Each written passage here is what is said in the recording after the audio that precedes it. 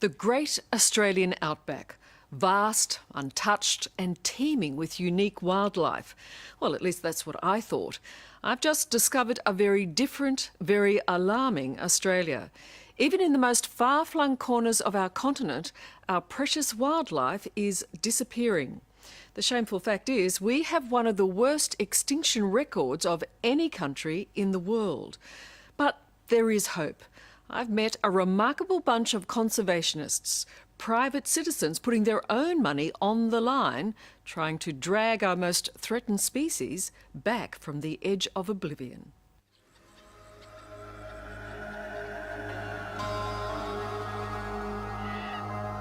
Deep in the eucalyptus woodlands of central Western Australia, the age-old rhythms of dawn are about to get an unexpected interruption.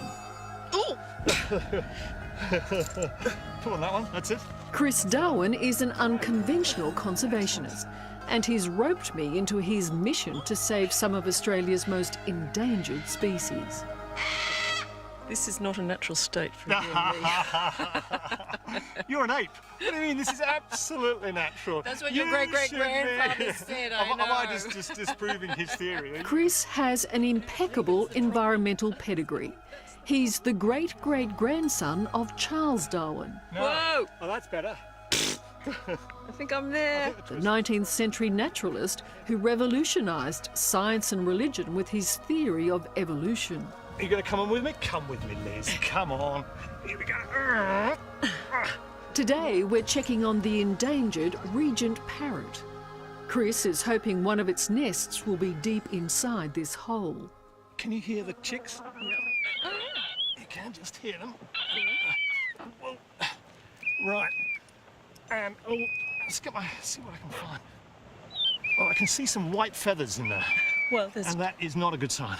Oh, OK. Because that's a corella, I think. Unfortunately, we find more evidence of endangered Australian wildlife on the edge. The regent parrot has literally been pushed from its nest by the more aggressive corella. What's that? There is... look at this. That'll be the mother or the father. It's a corella. Mother In fact, doesn't want us... there's the mother. So they've just flown back. Not good news. Unfortunately not. Not good for the regent parrot, anyway. No, no.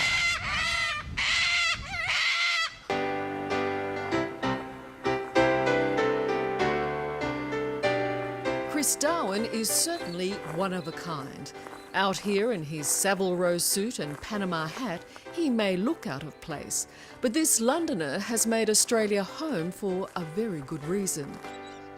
We hold the shameful distinction of having one of the highest extinction rates in the world.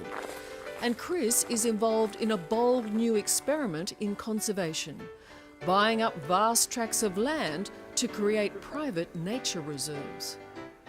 There have been 5 great extinction periods in Earth's history, and obviously the most well-known is the time when the dinosaurs died out. This is considered today, we are in the middle game of the 6th mass extinction period of planet Earth.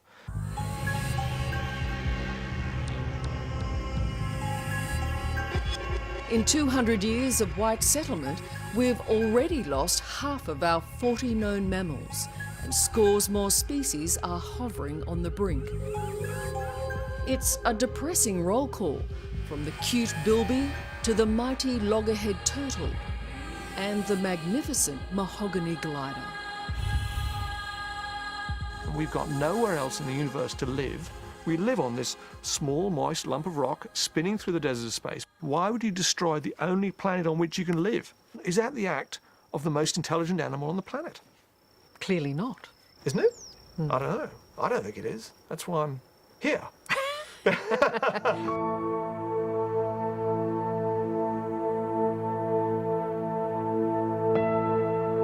Scientists and researchers say this decline in species is like a death spiral. It's as if Australia's native fauna has literally fallen over a cliff. So what's going on? How is it possible that this vast landscape of ours has become a killing field?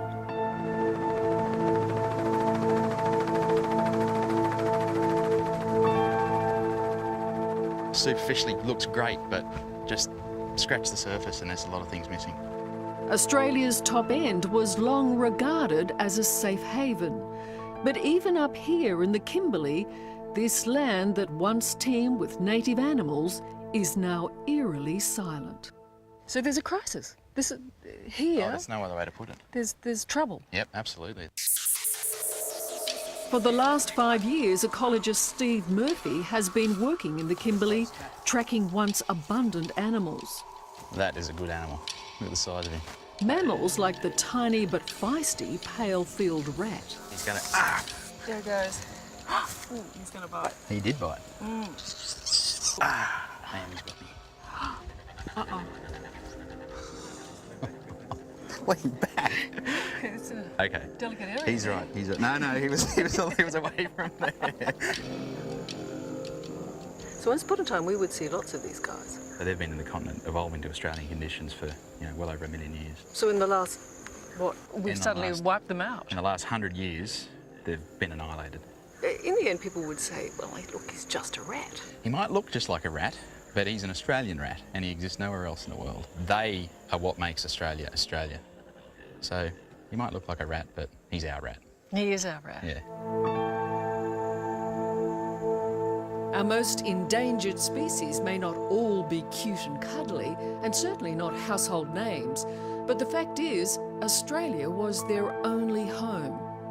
And researchers fear which animal might be next.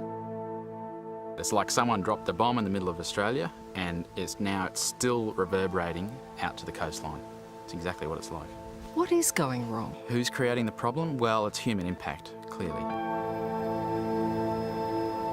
The three major problems in Northern Australia are feral herbivores, so that's things like donkeys and horses, and unmanaged stock. Feral predators, so cats, and uncontrolled fire. And they're interacting in a pretty powerful way to cause these problems.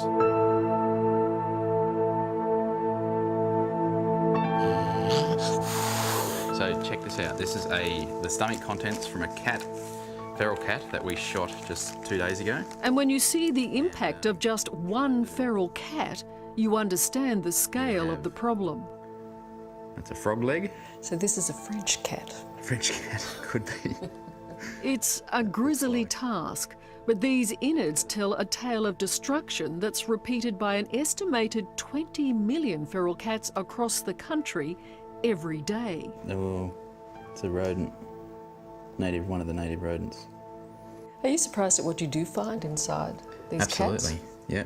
We're up to, well, 1, possibly 2 frogs, a bird. I'd say, judging by that fur, maybe 2 small mammals.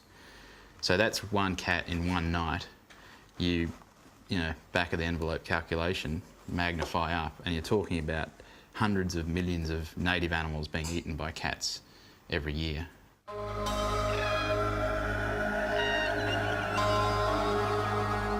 So dire is the problem that the federal government's admitted it's powerless to save every endangered species. Preserving our wildlife has fallen increasingly to private donors. Yeah, it's got a bit of head of steam there, Butch. Yeah, it has. Steve works for the biggest of them, the Australian Wildlife Conservancy.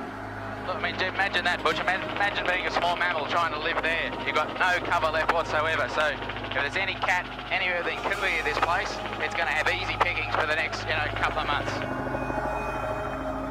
The Conservancy buys up vast tracts of land and turns them into nature reserves. So far, they own 20 properties totalling nearly 3 million hectares. A bird your favourite? I like birds. Birds are great. On the Mornington property in the Kimberley, Steve and his colleagues do painstaking research into some of our most vulnerable animals, like the Gouldian finch. Yeah, just You blow. just give it a little blow. A little bit harder. Oops.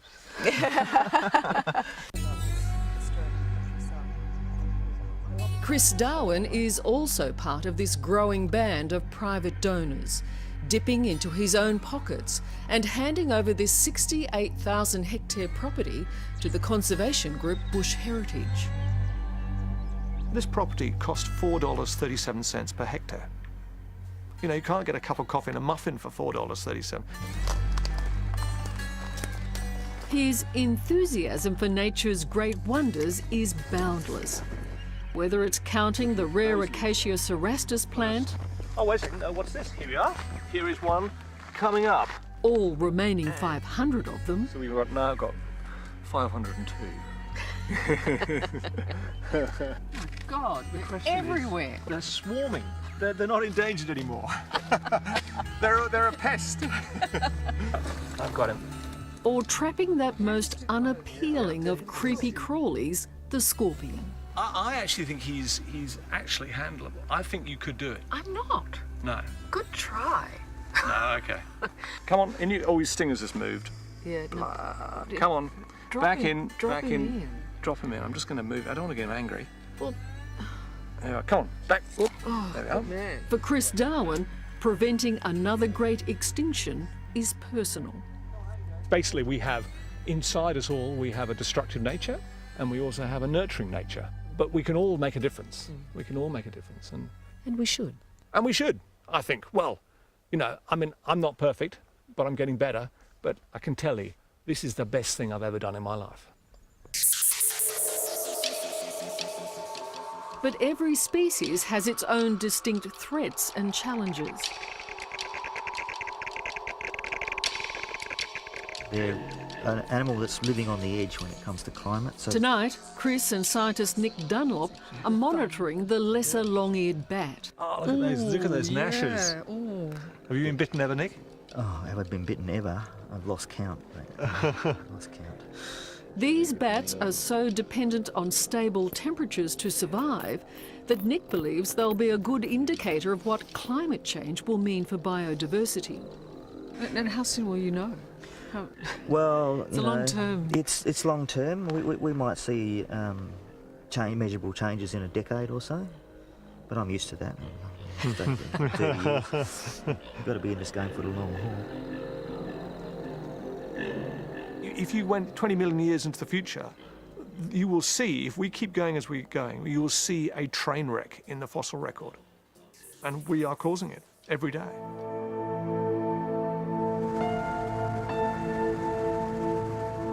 By giving this land back to our native wildlife, Chris Darwin and Steve Murphy are already seeing dramatic results.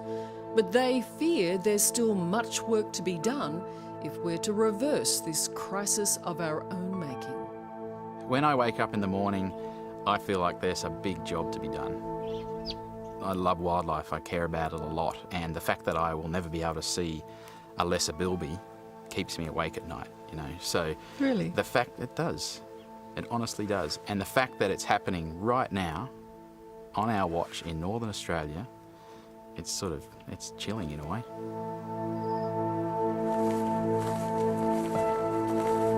You've got to stand back from it and you've got to say, we are undertaking an unsupervised experiment on a planetary scale when we got nowhere else to go.